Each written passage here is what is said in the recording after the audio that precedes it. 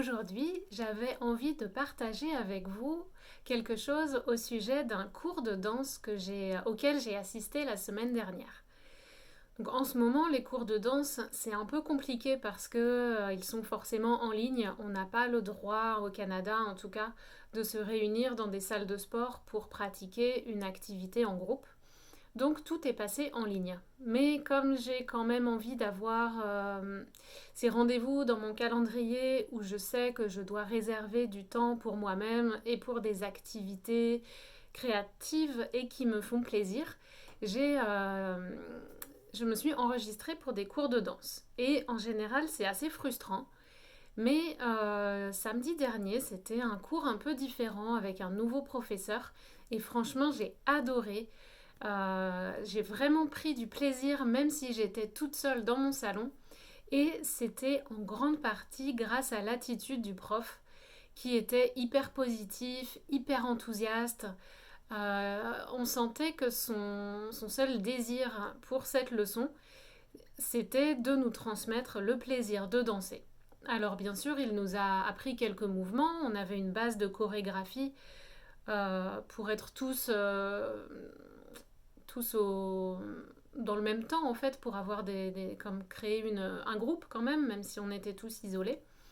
On avait cette base de chorégraphie, mais on sentait que l'important pour lui c'était de nous transmettre la passion que lui il a pour la danse et que de pouvoir nous faire ressentir ça. C'était un cours pour les débutants, pour les familles que le prof donnait parce qu'une association locale l'avait invité. Donc aussi, c'était pas un cours de danse très formel, c'était plus une initiation et destiné à un public de débutants. Donc surtout quand on parle à des débutants, l'essentiel c'est vraiment le plaisir. Et vraiment, il a vraiment bien réussi à nous faire passer ça. Et aussi, à un moment, pendant le cours, il a dit une chose qui m'a paru très juste et très très pertinente et qu'on peut appliquer aussi quand on parle une langue. Donc quand on fait une activité, que ce soit écrire, parler une langue, faire de la danse, on a un état qui s'appelle le flow.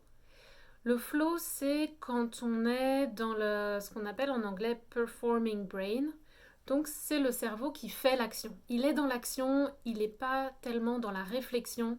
Il se laisse entraîner, il se laisse porter par la musique, par le flow des mots, des pensées, etc. Donc on est vraiment dans quelque chose qui doit être très fluide.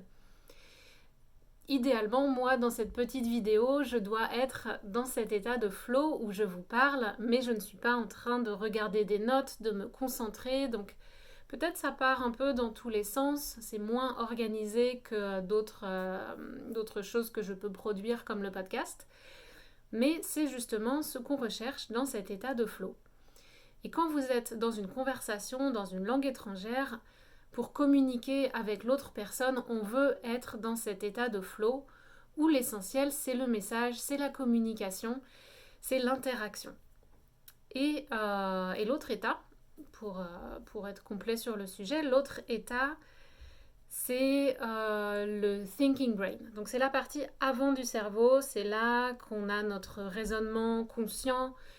Quand on veut apprendre des règles de grammaire, c'est cette partie-là qu'on fait travailler, où vraiment on va se concentrer et on va tout analyser, détailler et chercher à comprendre. C'est vraiment deux parties du cerveau différents, deux processus différents. Et quand on parle les langues, le plus efficace pour progresser, c'est de combiner les deux. Mais aujourd'hui, suite à ce cours de danse, je voulais particulièrement vous parler de cet état de flow.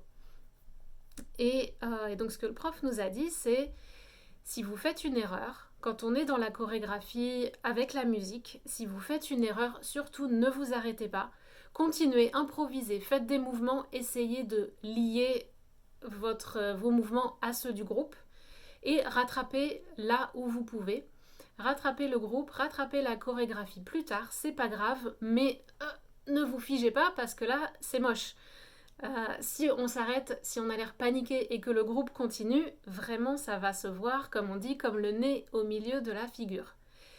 Alors que si on fait une erreur mais qu'on fait genre tout va bien, on n'a rien vu, on continue et on continue dans l'énergie du groupe, et bien là, ça va être beaucoup plus inaperçu, ça va passer inaperçu. Peut-être les gens qui regardent vont voir un petit décalage, mais on ne va pas casser l'harmonie du groupe.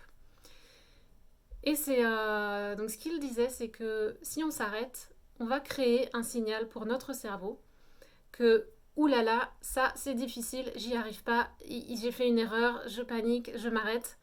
Il va enregistrer. Et la fois suivante, quand vous allez recommencer, votre cerveau va arriver à cette barrière, il va s'arrêter, il va paniquer, il va pas savoir quoi faire. Donc le conseil, c'est vraiment de continuer, de se laisser aller, d'oublier cette erreur. On fait une petite note mentale.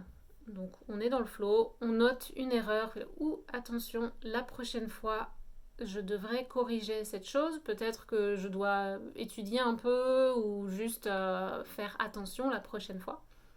Mais c'est pas grave, je continue.